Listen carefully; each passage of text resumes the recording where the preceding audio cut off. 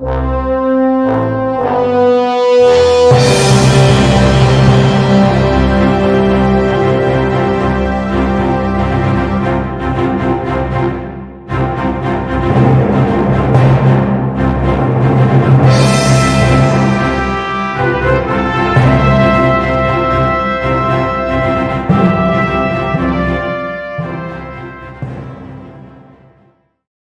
welcome back to Future Fast. And once again, we are very happy to have Dr. Jane with us. And for those of you who are here for the first time, we already have two podcasts with her. In the first one, where she shares her journey, which is amazing journey, and I urge you to look up if you have not already done so. And the second one is where she talks about World Metaverse Council and what's happening in the metaverse across the globe.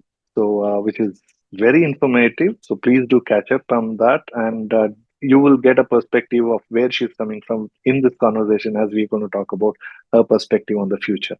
So once again, Dr. Jane, thank you so much for making time to be with us and share your thoughts on it. So let me Thanks for just having me. let me just jump in straight to ask you what your I know you're so immersed in metaverse, but how do you see the future to be? I think one of the challenges of the future is that the people who are, if you like, leading the world are still thinking about the models of the past, and they don't understand that these, to some extent, have already been transformed and will be transformed. We only need to look at the example of this sudden explosion of ChatGPT and realise that significant numbers of jobs will either have their work cut short or jobs will be lost to generative AI. And then that means that we are challenged to think about, first of all, how we use that tool, because it is a tool and it's a tool that will be of value to humanity. But at the moment, we don't know how to use it.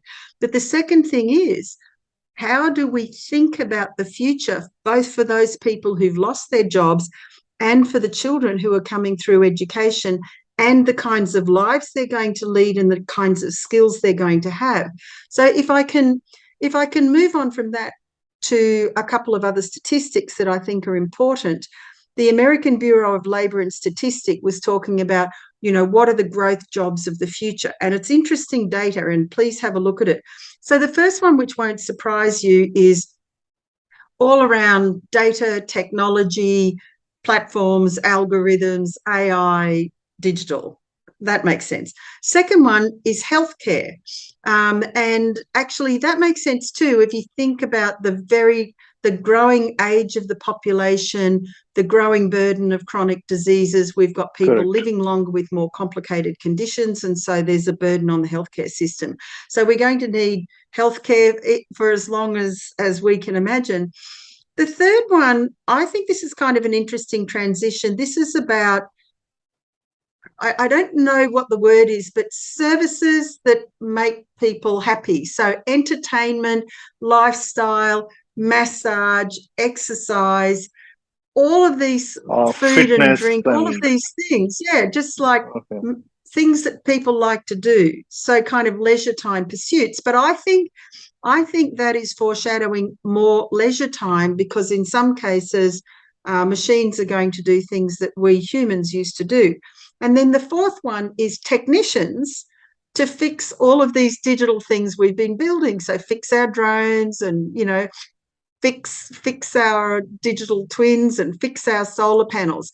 But the big point about all of this is that 60% of those careers will not need a university education. So if you put together that picture along with the rather brutal impact of ChatGPT on jobs, then you have to realise that we have to radically change the way we're educating people. So my view is that we're going to have to develop short, really precise, skills-based training programs. And obviously, with my background, I'm going to tell you it should be in the metaverse, and it should be, we should be monitoring all of the data about what students are learning and making sure it's very precise and they learn it, so they can go from being, a basic level coder, which ChatGPT can now do, to coding in Unity, for example, so that they can work on building metaverses. But I think there'll be a whole lot of different areas where we have to very rapidly develop these kinds of programs for millions of people to be able to take. So this is going to be outside of the realms of traditional schools and universities. It'll have to be digital, it'll have to be global, it'll have to be accessible on a 24-hour basis to a very large number of people, and it'll have to be assisted by AI. So I think that this is the disruption that's going to come in education. And then the other piece that I always think is worthy of thought is that, well, what if machines take a significant proportion of what we now call jobs away? What are people going to do? And I take you back to the thought that we didn't actually really have jobs until the Industrial Revolution. So jobs haven't been a thing for more than 200 or more years. Because in the olden days before the Industrial Revolution, you were either a rich person and you had serfs, or you were a serf and you lived under the protection of a rich person. You sort of ploughed the fields or did something and you got food and lodging. But that wasn't a job, that was a kind of life. And Right. so when the Industrial Revolution came, then we all went to the cities and we all started working in factories, and then a whole lot of other jobs came up. And during that 200 plus years that this has happened, we've started to define ourselves by the job we do. So the first thing you ask someone when you meet them is, what do you do? Because we want to find out about their job. So this is a bigger question for me. There's enough resources in the world that we can support everyone if we're a little bit more equitable about it. So it's not about basic needs. It's about then what if people's basic needs are met, but they don't have to get up every morning and go somewhere and do a job? What are they going to do with their time? And how do we stop them getting depressed? And how do we help them find meaning with their lives? So I think that's the bigger question, is if we do come to a life of greater leisure, how are people going to fill that leisure time?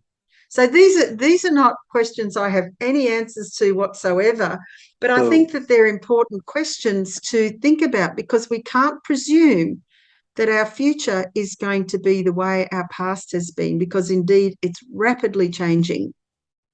So what you're saying is that we'll get past the livelihood, and then we will get stuck with what's the purpose. Is that what you're saying? I mean, okay. Well, I think it could be a renaissance for religions. I think people could invent new religions. People could invent new and complicated things to do with your time, in a leisure sense. We don't know. And What do again, you think? Do that's you where think space travel will also be a reality very soon, with all this work happening towards so many SpaceX and other companies? Yeah, look, I mean, I think it's possible. I think it's still going to be the domain of the privileged. I can't see too many Indian farmers going into space. So I think we have to sort of think about the majority of the people and what's going to happen in their lives. And then there'll be, the super privileged intelligentsia who are able to do many things. But I could be wrong, but I don't think we'll all be living in space communities that quickly. But it's absolutely possible. And what's your take on the singularity now argument and transhumanist in terms of extended life? I mean, one is that it is true that our life expectancy across the globe for every country is increasing. But do you agree with the transhumanists in terms of living up to 1,000 years as such? Well, I hope not. I don't think I want to be around for that. But but this is going to pose massive moral and ethical questions, because we simply can't support all of these people to live for 1,000 years and then keep having babies, because that's just going to mean the growth and stress of the population on the planet But is that's going already to. coming down, right? Already, most of Europe is at 1.2% reproductive rate. India itself, national average is come down to 1.7, 1.8, which is clearly not healthy, right? Every country needs, or every community needs the rate to be somewhere around 2.1. That is two people giving birth to two people. which is not happening Yeah, but I clearly. think but that's if you're saying the number of people that we've got in the world is optimum. And I mean, I don't know about that. I'm not a scientist who can tell you that. I think there's a lot of evidence to suggest we've got too many people in the world and many of them living in the wrong places. Um, and while birth rates might be low in some countries, they're very high in other countries. So you're going to see a kind of change in the balance of the predominant populations. That, if you follow the demography, that's what's going to happen. And what impact that will have, I don't know, because these countries that are, populations are growing fast may not be able to sustain those populations. And so that's going to open the door for global conflict and all sorts of other Correct. unpleasant things. So I can't predict that.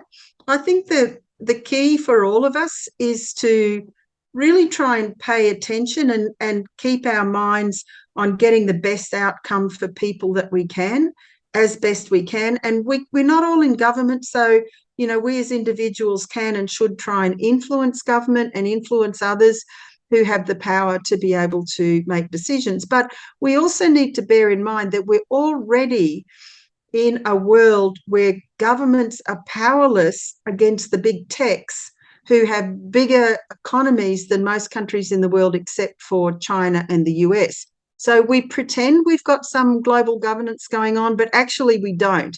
So I think the whole approach to global governance needs a major shake-up and refit, because it's not fit for purpose now, let alone with what's going on with things in the world. So how that all shakes down, I don't know. I hope it's not with massive conflict and all sorts of other unpleasant things. But I feel that we're in a world that is currently not able to be governed by the traditional structures that were largely put into place after World War II. And that whole thing needs a refit and a rethink. Well, who do you think is thinking like this, in your opinion, globally? And who do you think are working towards creating a better future in your perspective? Look, I mean, I think that there's a few thought leaders on Twitter that you see who are talking about this, because, see, it's an interesting time, isn't it? Because if you've got 10 million followers on Twitter, you're actually more powerful than probably most politicians. And so, again, that's disrupting our traditional form of decision making and influence. And so, I think all of this is up for grabs. In terms of, who's systematically working to change things and make things better, I'm not sure that I can put my finger on it. I sort of see it more as a pincer movement. You've got us here and you've got someone else there and someone else there. And, we're all trying to come together so that together, bringing, the many followers and communities that we have, that we can have a bigger influence on the world than we can as any one of us. So I think the coalition of the influencers for change doesn't exist yet, but I think this is a very interesting concept. So that's interesting. So, do you want to give a shout out to any particular kind of people to come together for what you call that coalition of influencers to change, right? That's what you said, coalition of influencers to change. Okay. Yeah, look, EITC. I think so. The question is, and this is always an interesting question, isn't it? Because often the people who are influencers are to some extent leaders in their own right. They're not necessarily collaborators. They've driven to the top because they're driven, to get their message out. And so whether they will or can come together in a coalition of influencers for change, I can't say.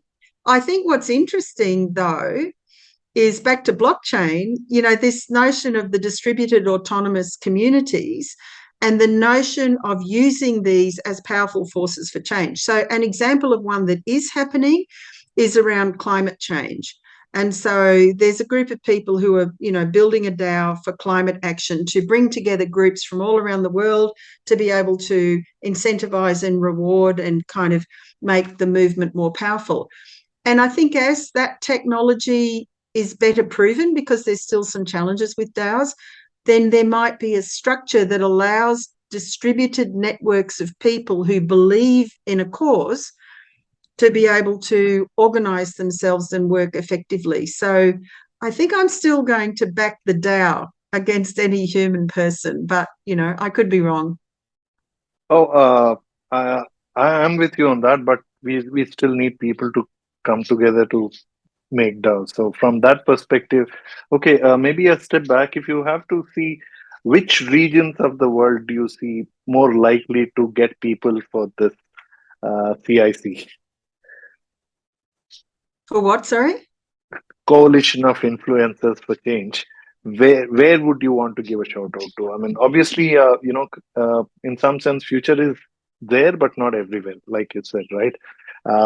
In fact, India also, sometimes Bangalore is very ahead, but then just 100 kilometers away it would be very backward. So so given that situation, Yeah, how do but I you think see, how do you I get think to? that's an interesting question, because I think that we're going to see the innovation, the technological innovation now, the locus moving to Asia, to Africa, to the Middle East, because it's been traditionally sort of held between US and Europe. And I think we're starting, India's got a very powerful tech community. But whether India has the ability to kind of bring that all together and then be a leading voice for influence in the globe is another matter. So how this will, I think India will have amazing innovation, there's no doubt about it. And we're going to be drawing on Indian talent and Indian ideas. But whether India even wants to, because that's another issue. Most people, they care about where they live, they care about their local community, they want to do amazing things to make their place better. So it's a special sort of a person who cares to step out of their local community and start influencing for change across borders. So I'm going to say the innovation, we're seeing the locus moving to Asia, Africa, and the Middle East. I'm confident of that. Where we'll see the pressure for change, I don't know, because America used to be much stronger and it's unraveling a little bit for a whole lot of reasons. And then you've got, what we would call rogue states, but others wouldn't, who are very powerful. And then, you have this cauldron of absolutely exploding innovation in Asia and Africa. And Asia and Africa is interesting because you've got the numbers. You can scale an innovation very quickly. You can make huge change very quickly. And so I think that's just a very interesting factor. And then because you have tremendous poverty and tremendous need, you've got a lot more incentive to build things that are going to help people. So I'm not making I'm not going to make a prediction on that, because I think it's kind of too early to tell. And it could even be, I haven't mentioned China, but if you think about China, they're a very powerful force, and they're a very powerful force in technology, and they're very advanced, in terms of digital assets. They've got the digital yuan. They've got 110 Belt and Road countries that they have big contracts with and they can influence. So I think the whole geopolitical boundaries are in a period of significant change at the moment. Right. Yeah. That's the only situation which is kind of keeping the whole thing very hazy for now. The whole geopolitical situation. If not for that, if only India were to look at China as an ally, I think things would have been a very different world. So, but yeah. Okay, we'll wait for that. Thank you. Noted. I don't know, but again, I think our prime minister is in US, and there is an alliance, right? US, India, Australia, and Japan. So they are renewing that. So Indian Prime Minister was in Australia recently, and now he is in USA.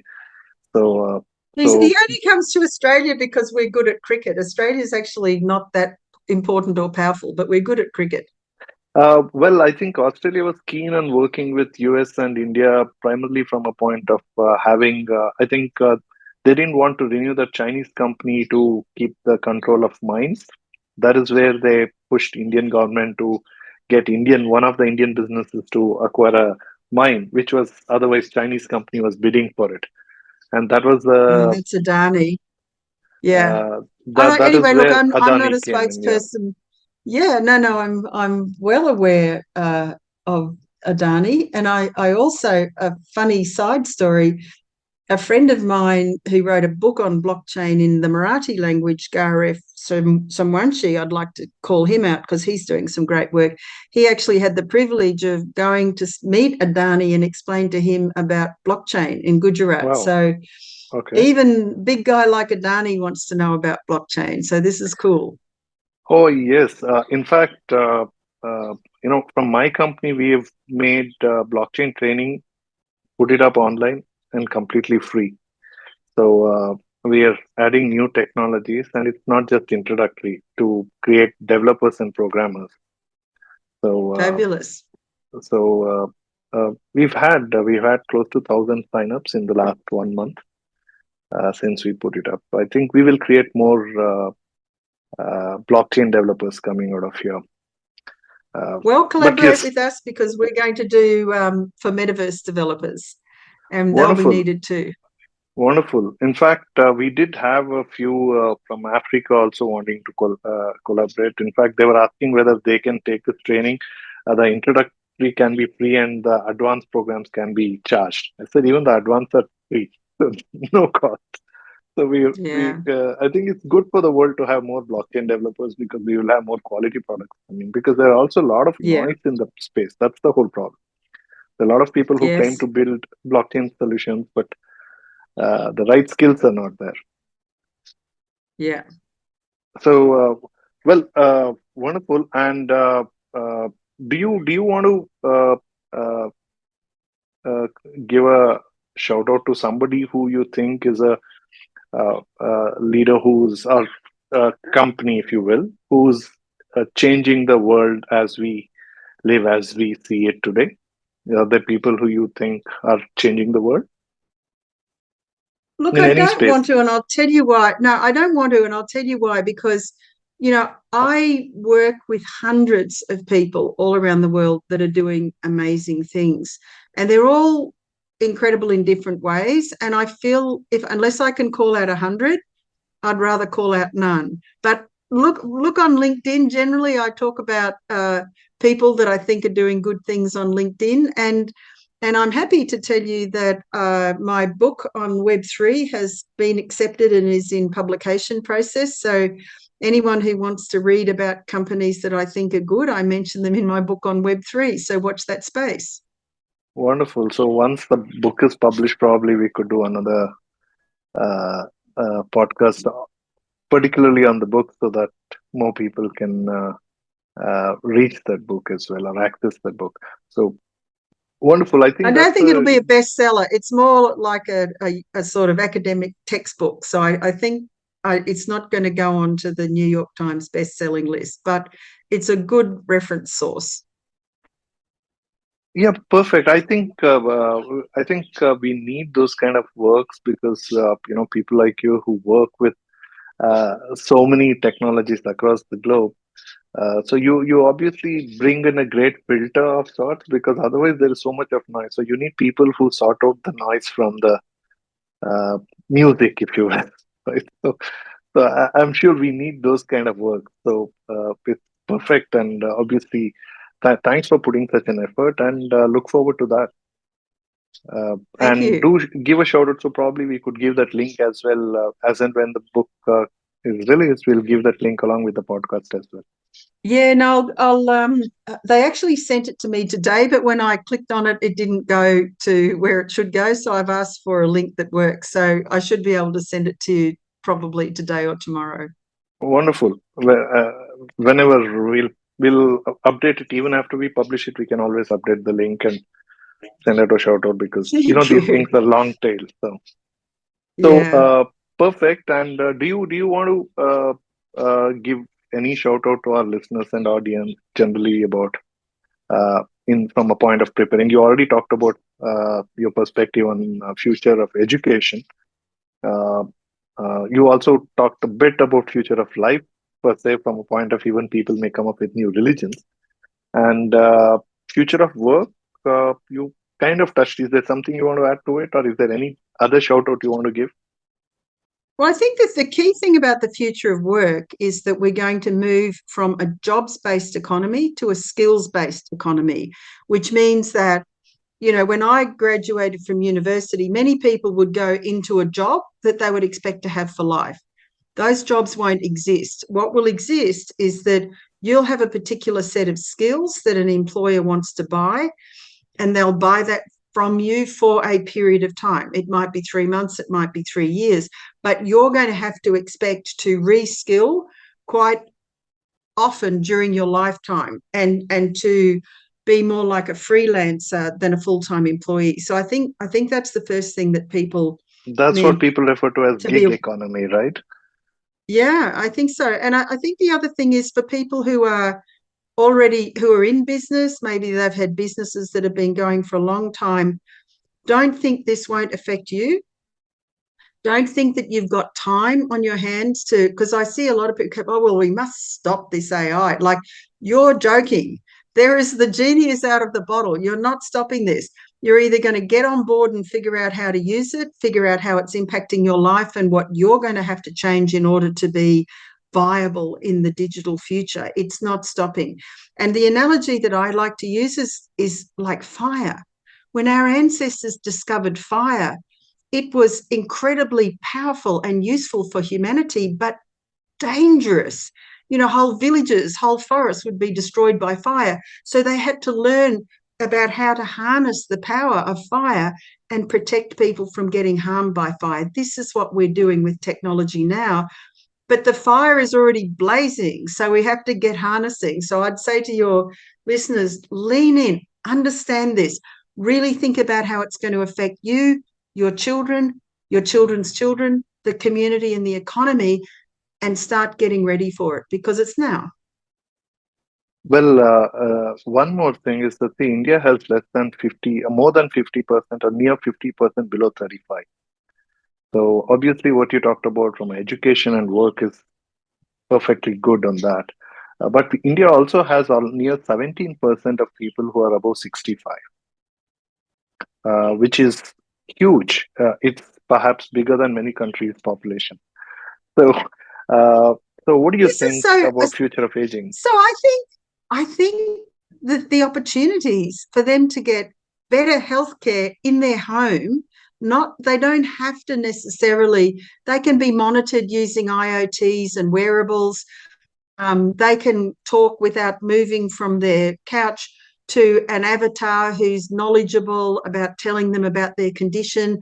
They can receive their diabetic foot care training, with a mobile phone or a tablet to tell them how to look after their feet, in a mobile enabled environment. So they're going to be able to have much more accessible services, except for acute services. If they have a heart attack or a car crash, yes, of course, they've got to go to the doctor, but most old people are chronically ill.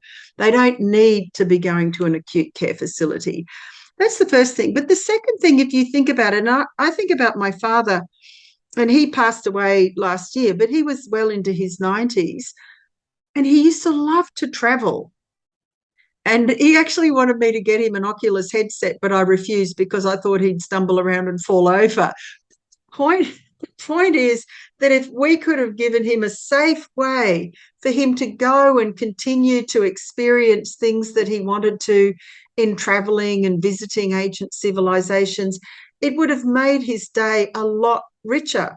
And then the final thing is that often old people are socially isolated.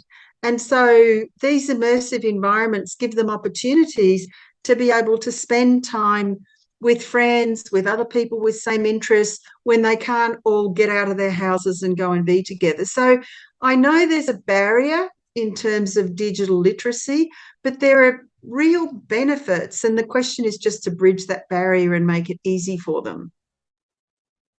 Well, absolutely. What I was also trying to touch upon is that our lifespans have increased. In fact, India's average lifespan has also got into 78 pan India, and in the urban areas, it's also crossed 80. I think somewhere around 80, 82. So people are living longer, but is the population after 65 to even if they get to 85, there's a 20 years. Maybe the last few years are the unhealthy life. but they have reasonably good health, but they are retired from work. So this is a huge population, right? So, so how do you think? What kind of? In fact, we are talking about a lot of people, active young people losing jobs because of AI and the new technologies, and people have to reskill, upskill, all those things. So, how do we make use of this huge adult population, which is rich in experience? Maybe not necessarily we have to see from Ah, the technology knowledge, but there is so much, and they need to be active as well. How do you see that whole thing?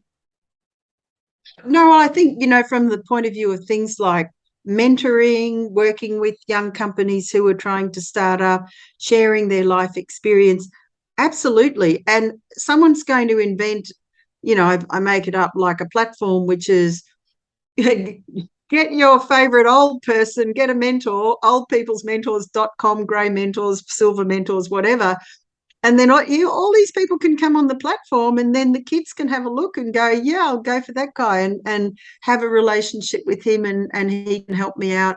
And that can even be monetized as well. So someone's just got to have the idea, which you've just had, then build a platform that creates a marketplace between the people with the knowledge and experience that they want to share, and then the companies and young professionals coming up that want to access them. So that's it. Just go build a marketplace. It's perfect.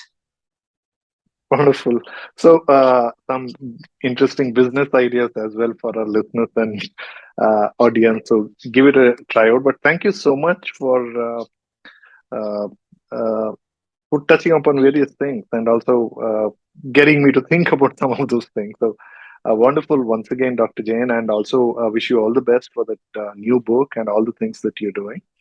And we will anyway share those links for all our audience and listeners to keep following you and the amazing work you're doing. And till we bring you back into perhaps with the book or something else that you're doing anew, uh, have a great ride.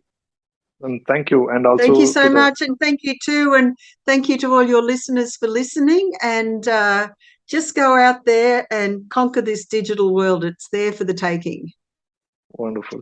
Thank you so much. And for all of you, do share this conversation. I'm sure you enjoyed it, and you know who will like these kind of conversations. So please share it with all those people and keep following Future Fast. Thank you once again. Take care.